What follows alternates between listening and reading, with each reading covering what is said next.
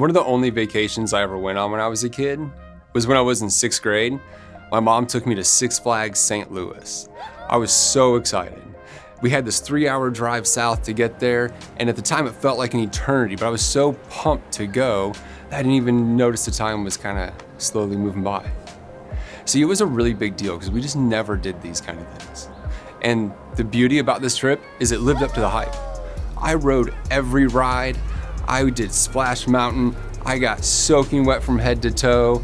I was eating corn dogs and snow cones and funnel cakes. It was amazing. It was the best time. I mean, it may have been a perfect vacation. And then when we were leaving, which was the worst part, I had this thought in my little 12-year-old brain at the time. I thought, wouldn't it be awesome if I lived at Six Flags? Yes, obviously that would be incredible, right? I could live at Six Flags. I mean, if you could live anywhere you wanted, Six Flags, Disneyland, your favorite ballpark, wherever, maybe even in a loft above a Chick-fil-A or Chipotle. If you could live anywhere, where would you want to live? Take a minute and ask your neighbor and see what they say.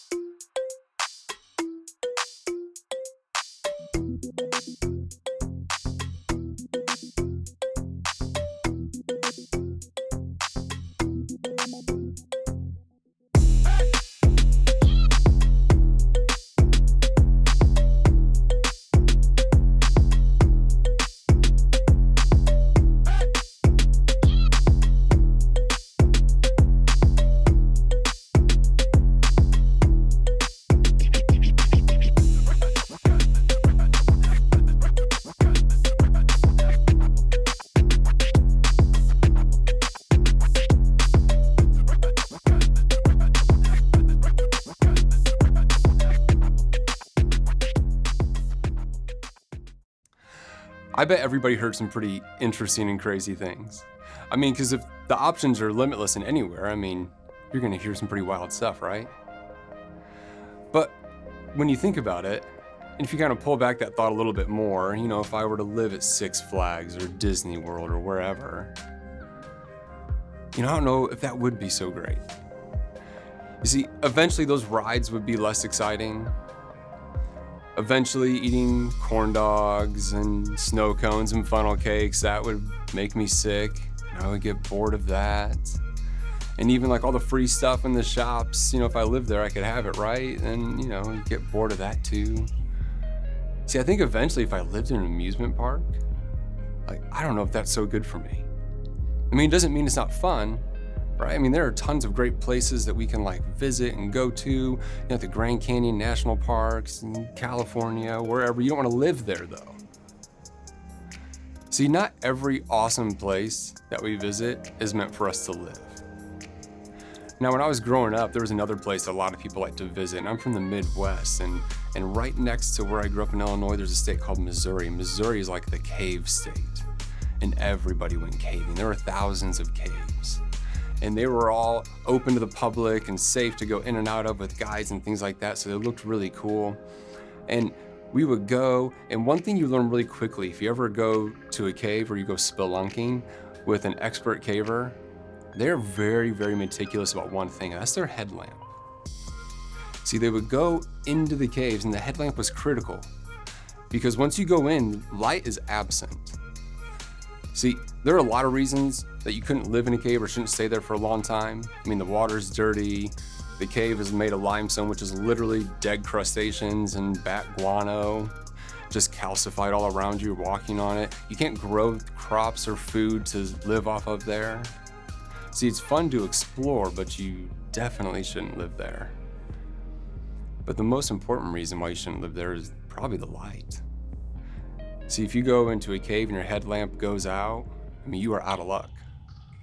Because your eyes, even after a couple hours, they're not adjusting to the absence of light. It's not like being outside and it's sunny and walking in the door to your house in a dark room and eventually your eyes adjust. That's not the case.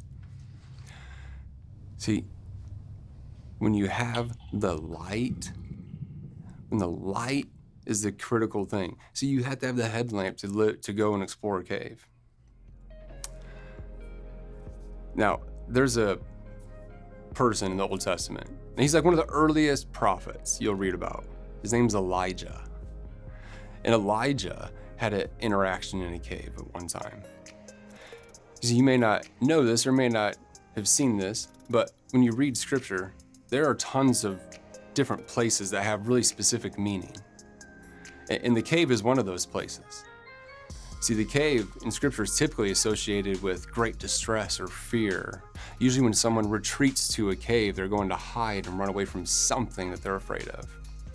Well, that was the case for Elijah. See, if you read all of Elijah's story in 1 Kings through the beginning of 2 Kings, but you just like skip chapter 19 in 1 Kings, you would think this guy is epic. I mean, he called down fire from heaven 3 times. He was fed and sustained by ravens dropping food to him.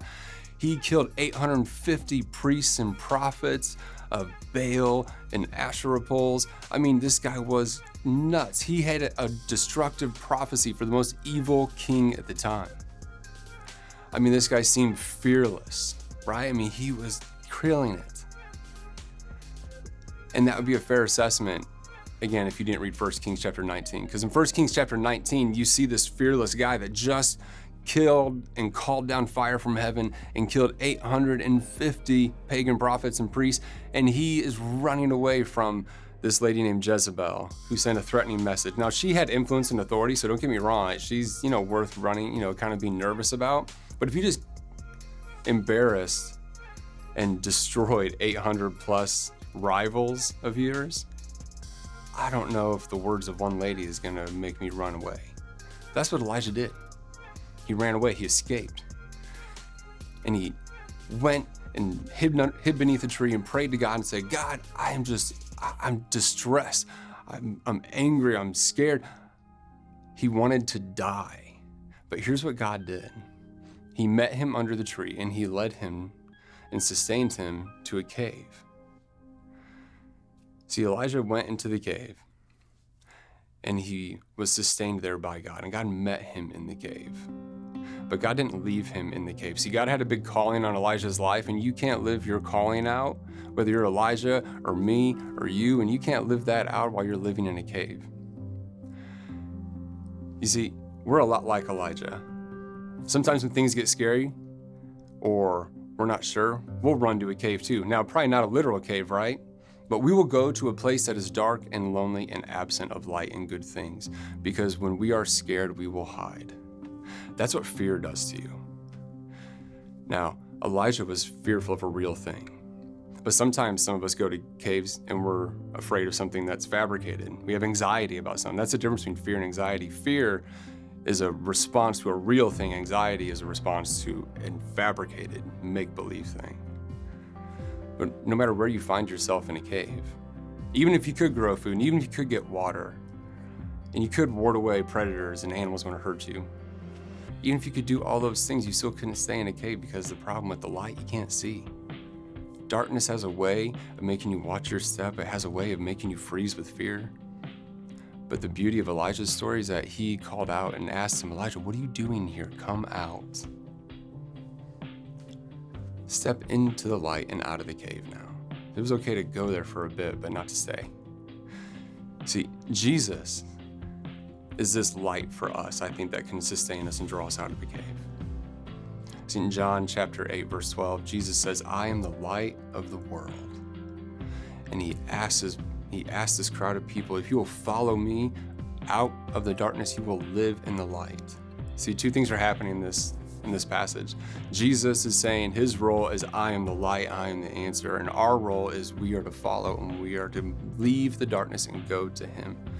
That's the beauty of Jesus. That's the beauty of going to a cave. Yeah, if you want to go to a cave because you need to process something or get away, Jesus did that a lot. He would get away from the crowds and go to an isolated place and pray all the time. It's okay for us to go there, but with caves, and we can't go to a cave and stay in a cave. We can go meet Jesus and walk out together. So it's okay to go explore a cave, but you weren't meant to stay there.